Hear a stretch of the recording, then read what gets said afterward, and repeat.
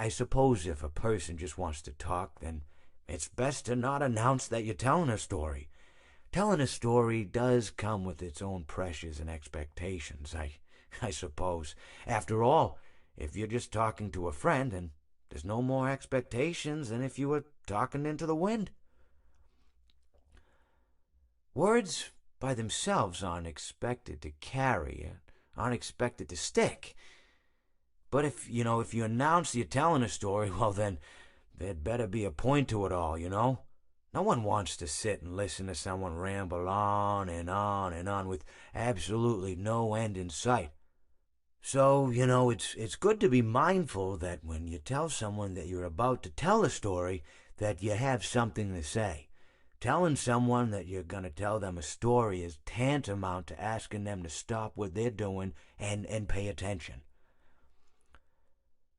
You're basically saying, hey, buddy, stop everything. Stop what you're thinking. I have a solution to everything.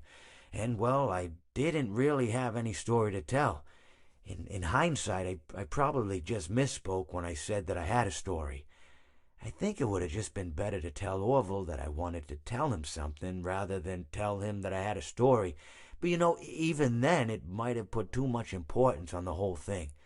Either way, it was quite a nice day. I remember that we were drinking tea.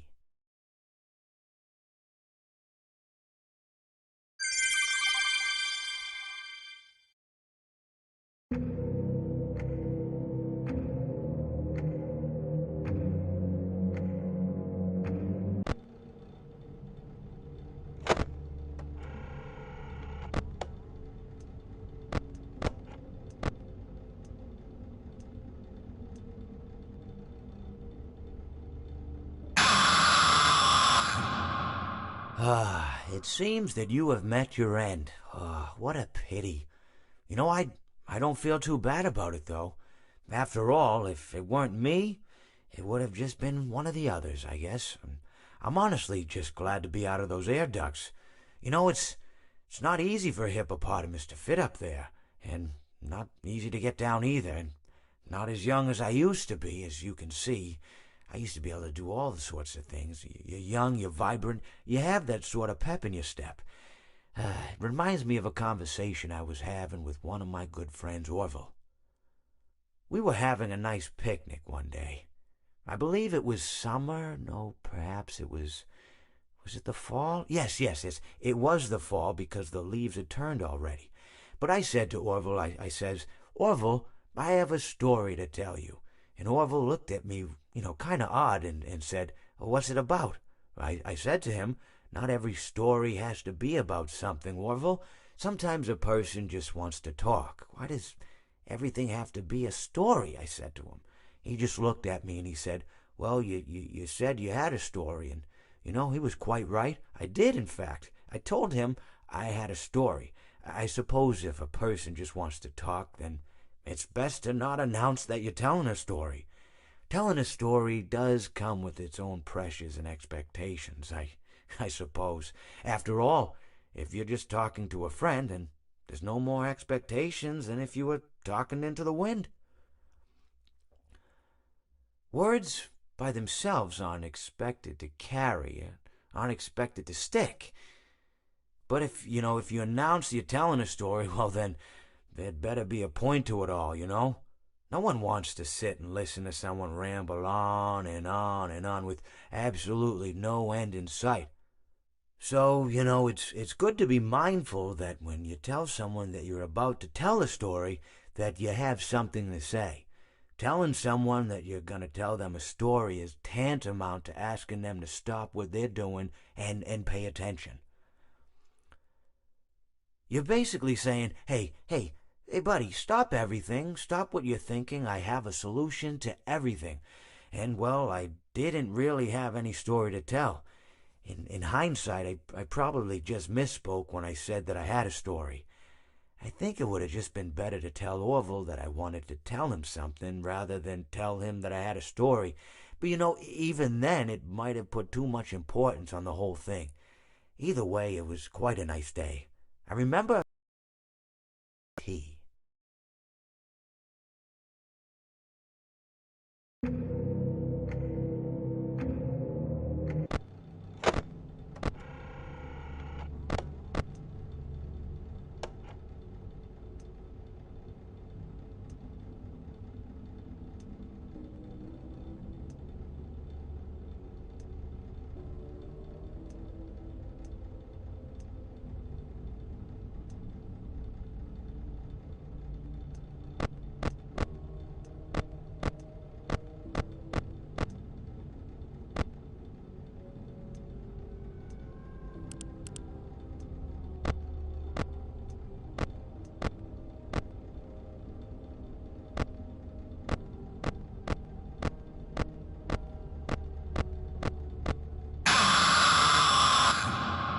Friend, you have met a terrible, terrible demise.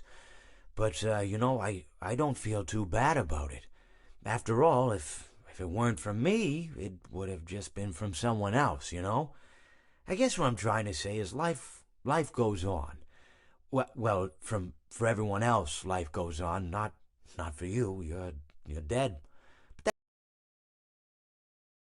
Me of one summer day in the park, I was having just a delightful picnic with my good friend Orville, and I said to him, Orville, I have a story, and he said to me, what's the significance of the story? And I said to him, Orville, not every story has to have significance, you know. Sometimes a story is just a story. If you try to read into every little thing and find meaning in everything anyone says, you'll just drive yourself crazy. I had a friend do it once. Wasn't pretty. We talked about it for years. And not only that, but you'll likely end up believing something you shouldn't believe and thinking something you shouldn't think, or assuming something you shouldn't assume, you know? Sometimes, I said, a story is just a story. So just be quiet for 1 second of your life and eat your sandwich, okay? Of course, it was only then I realized I'd made sandwiches, and poor Orville was having such Elephants have those clumsy hands, you know?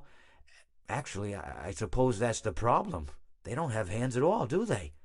They're all feet. I couldn't imagine someone asking me to eat a sandwich with my feet. Now, if I recall correctly, there was a bakery nearby. I said to him, Orville, let me go get you some rye bread. Now, I'm unsure if elephants enjoy rye bread, but I assure you that Orville does. Now, this was on a Tuesday, which was good because rye bread was always fresh on Tuesday. They made sourdough bread on Monday and threw it out Wednesday, or rather they sold it at a discount for people wanting to feed the ducks, and then probably at the end of the day, finally, they threw it all out. I don't recall. I do remember a man who would bring his son to the bakery every Wednesday and then go feed the ducks. He would buy all of the sourdough bread. Of course, you know, you're not supposed to feed the ducks sourdough bread at all. It swells up in their stomach and then they all die. At least that's what I've heard. You know, I never saw any ducks die myself, but I did notice a substantial decrease in the duck population over the course of a few years. I just never thought to stop the man and tell him that he was killing the ducks by feeding them sourdough bread. And if you want my opinion on the matter, and I told Orville this as well, if you want to feed ducks, or birds, or any kind for that matter, it's best to buy seed. I mean, when you think about it, breads of any sort don't occur in nature. They don't grow on trees or spring up from the bushes. I don't think birds know what to do with bread. What was I saying? Oh, yes. So I bought Orville some rye bread. What a fine day it was.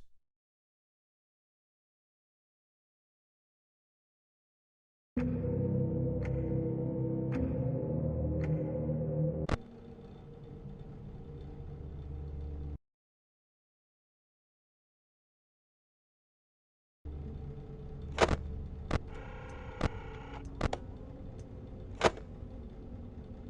promised them to never leave him.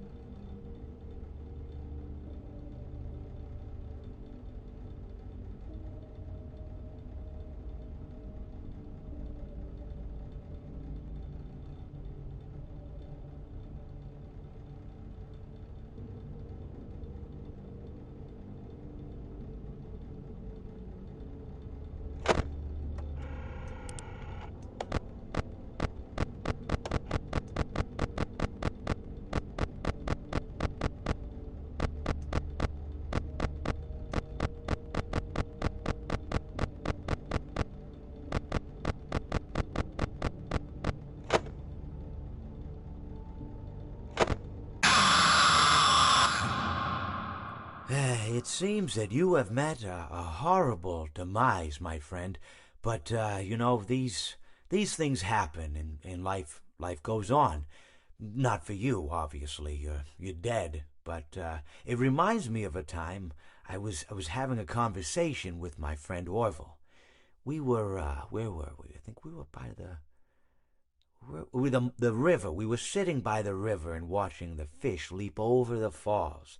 And I said to Orville, you know, sometimes I feel like a fish leaping over and over again, always trying to get somewhere, though I don't know where, only to find myself in the jaws of a beast. He, of course, looked at me, surprised, you know. Have you been in the jaws of a beast, friend? To which I said, no, of course not, Orville. I said, no. I simply meant that life can seem like a relentless endeavor to overcome meaningless obstacles, only to meet an equally meaningless fate, regardless of your efforts, regardless of the obstacles you've passed. And Orville, he stood and proceeded to drape me with a picnic cloth, to which I asked him, I said, friend, what are you doing? He looked at me very concerned, really. I feel like you've gotten too much sun. Indeed, indeed I had. He proceeded to pour me a glass of just ice-cold lemonade.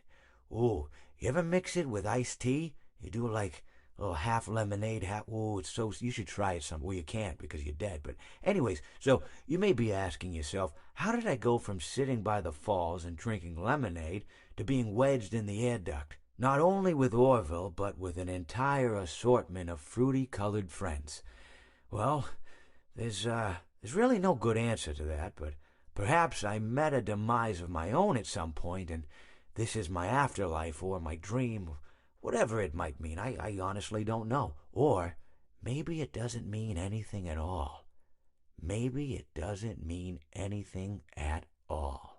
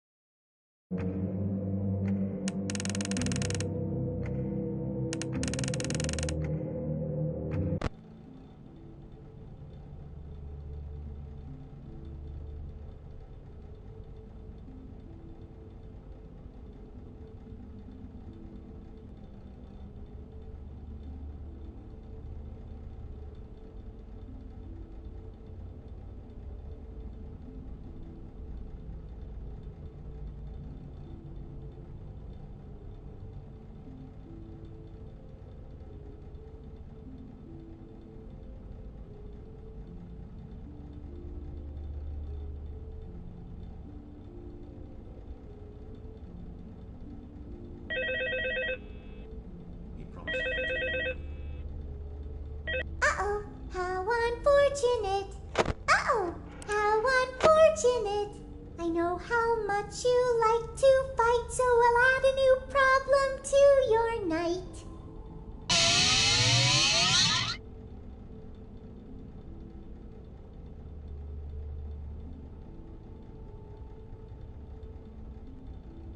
But he could not choose.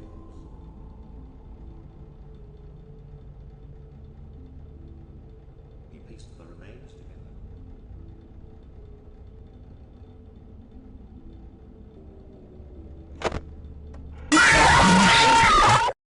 It's not my fault. I have these fat plastic fingers and can't press the buttons.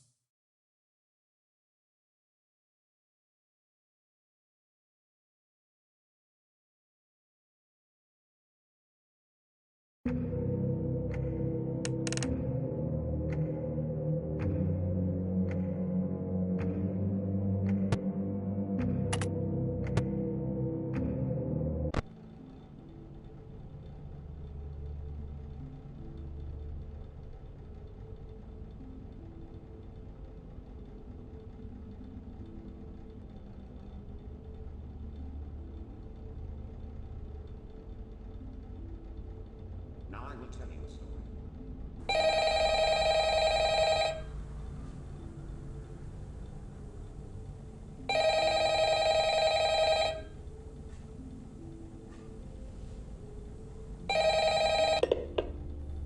Hello. Hey, you're doing great. Most people don't last this long. I mean, you know, they usually move on to other things by now. I'm not implying that they died. That's not what I meant. Anyway, I better not take up too much of your time. Things start getting real tonight. Hey, listen, I had an idea. If you happen to get caught and want to avoid getting stuffed into a Freddy suit, try playing dead. You know, go limp. Then there's a chance that maybe they'll think that you're an empty costume instead. Then again, if they think you're an empty costume, they might try to stuff a metal skeleton into you. I wonder how that would work. Yeah, never mind. Scratch that. It's best just not to get caught. Okay, I'll leave you to it. See you on the flip side.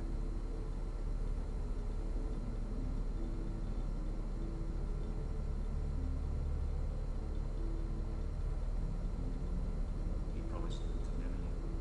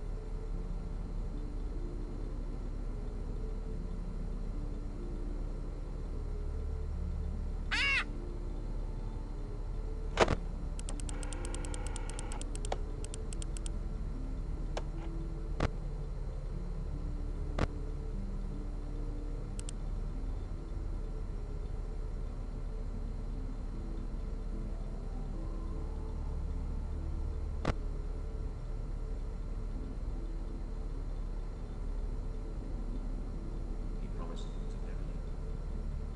He promised to never leave.